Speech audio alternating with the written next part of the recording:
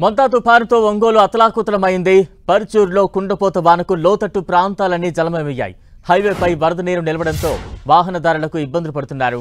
కారంచేడు మండలం స్వర్ణ గ్రామంలోని వైష్ణవాలయంలో ధ్వజస్తంభం కూలింది.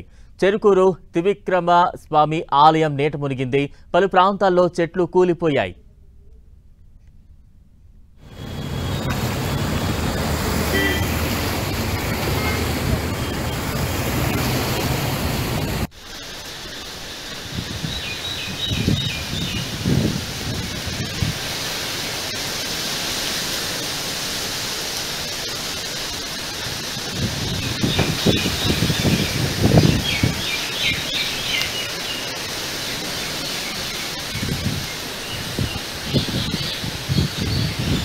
మొంతా తుఫాన్ ఎఫెక్ట్ నేపథ్యంలో ఒంగోలులోని పలు ప్రాంతాలు జలదిగ్బంధమయ్యాయి. అనేక లోతట్టు ప్రాంతాలన్నీ కూడా మునిగిపోయిన సిచ్యువేషన్ కనిపిస్తోంది. విజువల్స్ కూడా మనం చూస్తూ ఉన్నాం. రహదారులన్నీ కూడా వరద నీటితో నిండిపోయిన సిచ్యువేషన్ కనిపిస్తోంది.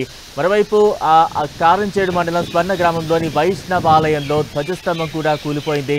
దానికి సంబంధించిన దృశ్యాలు కూడా ప్రస్తుతం మన స్క్రీన్ మీద చూస్తూ ఉన్నాం. మొంతా తుఫాను నేపథ్యంలో భారీ వర్షాలు కురవడంతో ఒంగోలు పరిసర ప్రాంతాలను లోతట్టు ప్రాంతాలన్నీ కూడా జలదిగ్బంధం అయిపోయాయి. భారీ వర్షానికి ఒంగోలు జిల్లా అతలాకుతలమైంది. వరద ఉధృతి పెరగడంతో ఒంగోలులోని పోతురాజు కాలువకు గండిపడింది. దీంతో నగరంలోని లోతట్టు ప్రాంతాలు పూర్తిగా నీట మునిగాయి. పాప కాలనీ, బలరాం కాలనీ, బిలాల్ నగర్తో పాటు దాదాపు 10 కాలనీల్లో వరద నీటిలో మునిగిపోయాయి. దీంతో ప్రజలు ఇళ్లను ఖాళీ చేసి పునరావాస కేంద్రాలకు వెళ్లిపోతున్నారు.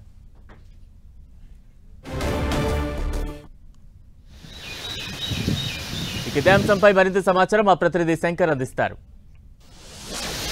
మొంతా తుఫాను ఒంగోలును ముంచెత్తింది. ఒంగోలులో ఉన్నటువంటి పాపా కాలనీ, బలరాం కాలనీ మొత్తంగా ఇక్కడ ఒంగోలులో ప్రవహిస్తున్నటువంటి వరద నీరు మొత్తం కూడా పోతురాజు కాలువ మీద వచ్చి ఇక్కడ గండిపడడంతో ఈ లోతట్టు ప్రాంతాలు మొత్తం టోటల్ జలమయమయ్యాయి. ఇక్కడ నిర్వాసితులు కొంతమంది ఉన్నారు. చెప్పండి, ఎలా ఉంది మీ ఏరియాల పరిస్థితి? బాగా మునిగిపోయిందండి. సామాన్ అంతా కొల్ల అయిపోయింది. అసలు ఏమి లేవు ఇంట్లో సామాన్లు, ఎక్కడెక్కడ తేలిపోతున్నాయి. ఎప్పటి నుంచి పరిస్థితి ఉంది? నిన్న పొద్దున్న నుంచి రాత్రి ఎక్కువ, రాత్రి బాగా ఎక్కువ.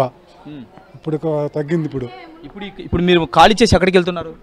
పైకొండ ఇళ్ళకి వెళ్తున్నాం అండి. పైన ఉంటుందా ఆడికి వెళ్తున్నాం. ఆయన ఇంట్లోకి వెళ్ళి పునరావాస కేంద్రాలకు వెళ్తున్నారా లేకపోతే ఎక్కడికి? మా వాళ్ళు ఉంటే పైన ఆడికి వెళ్తున్నాం. అది అటు ఉంది పరిస్థితి. సామాన్లు మొత్తం నష్టము, డబ్బు నష్టము. ఇంట్లో ఒక సామాన్ లేదు. ఎంతమంది నష్టపోయింటారు? మా ఇంట్లో ఫ్రిడ్జ్, కూలరు, టబ్బగడ్డి మంచము మొత్తం తడిసిపోయినాయి. గ్యాస్ మొత్తం. సో ప్రభుత్వాన్ని మీరేం కొడుతున్నారు? సహాయం చేయమని అడుగుతున్నాం అండి. ఇప్పుడు సహాయం చేయకపోతే మేము ఏం తినాలి? ఇన్ని రోజుల నుంచి ఇప్పుడు ఇంట్లో వెళ్తానికి కూడా ఆస్కారం లేదు. ఇంట్లోకి ఇంత రోజు వచ్చింది. ఇప్పుడు మునిగిపోయి వచ్చాం. ఎన్ని గంటల ఇప్పుడు నీళ్ళు వచ్చాయి? రాత్రి నుంచే ఉంది. ఇప్పుడు ఇంకా కొద్దిగా తగ్గింది. రాత్రి ఎక్కువ, ఇప్పుడు తగ్గింది. ఇంకా రాత్రి బిక్కుకుంటే ఎక్కడ మీరు తలదాచుకున్నారు? మా వాళ్ళు ఉంటే ఇక్కడ పైన 3వ స్టేర్లో వాళ్ళ ఇంటికి వెళ్ళిపోయాం. ఇప్పుడు ఇంటికి వెళ్ళి బట్టలు తీసుకొని వస్తున్నాం. బట్టలు కానీ వెళ్తే ఇల్లంతా గొందరగోళం అయిపోయింది. ఎంతలో నీరు ఉండే. అధికారులు మిమ్మల్ని పునరావాసకి ఎంత పొమ్మని చెప్పలేదా? చెప్పారు కానీ మేము ఇంటి దగ్గర వెళ్ళాము. పనులకి వెళ్ళి రాత్రి 9 గంటలకు వచ్చాం. అప్పటి నుంచి ఇంటికి వెళ్తానికి వల్లగాల ఏడా ఉన్నాం. ఇది ఇక్కడ పరిస్థితి. కాలనీలు ఎక్కడ చూసినా కూడా మొత్తం ఓవరాల్గా అన్ని లోతట్టు ప్రాంతాలు కావచ్చు. ఇక్కడ పోతురాజు కాలువకు ఉన్నటువంటి ఆనుకొని ఉన్నటువంటి కాలనీలు మొత్తం టోటల్గా ఇక్కడ ఈ వరద నీరుతో ముంచెత్తింది. గండిపడడంతో ఈ చుట్టుపక్కల ఉన్నటువంటి కాలనీలు మొత్తం టోటల్గా ఇక్కడ వరద నీటిలో చిక్కున్నాయి. మొత్తం ఏ ఇంట్లో పెట్టిన చూసినా కూడా ఇదే పరిస్థితి నెలకొంది. వరద నీరు అనేది లోపలికి పోవడంతో ఇంట్లో కనీసం తలదాచుకునే పరిస్థితి అనేది లేదు.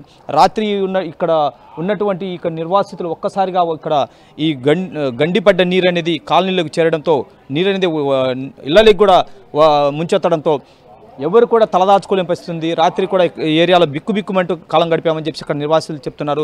ఇంట్లో ఉన్నటువంటి ఫ్రిడ్జ్ కావచ్చు, అదేవిధంగా కార్డ్స్ కావచ్చు, ఏమైనా కావచ్చు, మొత్తం టోటల్గా ఈ నీరులో నానిపోతున్న పరిస్థితి అనేది నెలకొంది. రాత్రి చూసినటువంటి ఈ ప్రాంతం దాదాపు మనిషి లోతు మేర ఇక్కడ ప్రవహిస్తున్న పరిస్థితి ఉంది. క్రమంగా ఇది తగ్గుముఖం పడడంతో ఇప్పుడు నడుముల్లోతు ప్రవహిస్తున్న పరిస్థితి ఉంది. మనం చూడొచ్చు కాలనీ వాసులు ఒక్కొక్కరుగా బయటకు వస్తూ వాళ్ళ రిలేషన్స్కో అంటే బంధువుల ఇళ్ళకు కావచ్చు, పునరావాస కేంద్రాలు కావచ్చు పోతున్న పరిస్థితి అనేది ఈ ప్రాంతంలో నెలకొంది. వైపు అధికారులు కూడా జేసీబీ యంత్రాలను సహాయంతో పోతురాజు కాలువకి ఎక్కడైతే గన్లు పడ్డాయో ఆ గన్లు బూడ్చివేసి ఎక్కడా కూడా చెత్త చెదారం ఏదైనా అక్కడ నిలిచిపోయి ఉంటే అక్కడ వరద నీరు కూడా అక్కడ నిలిచిపోయిన పరిస్థితి ఉంటే వాటిని కూడా క్లియర్ చేసుకుంటూ ఈ నీటిని మొత్తం టోటల్గా బయటికి పంపించే ప్రయత్నం అయితే చేస్తున్నారు. మొత్తం మీద సాయంత్రం లోపు కొద్దిగా వర్షంగినికి పడకుండా తెరపిస్తే మాత్రం వీటిని అన్నిటి బయటికి నెట్టి క్లియర్ చేసి విద్యుత్తో పాటుగా మళ్ళా ఇక్కడ మౌలిక సదుపాయాలు కూడా కల్పించి ప్రజలను ఆదుకుంటామని చెప్పేసి అధికారులు కూడా చెప్తున్న పరిస్థితి ఇక్కడ ఉంది. వీడియో జర్నలిస్ట్ కొండలతో శంకర్, 10 టీవీ, ఒంగోలు.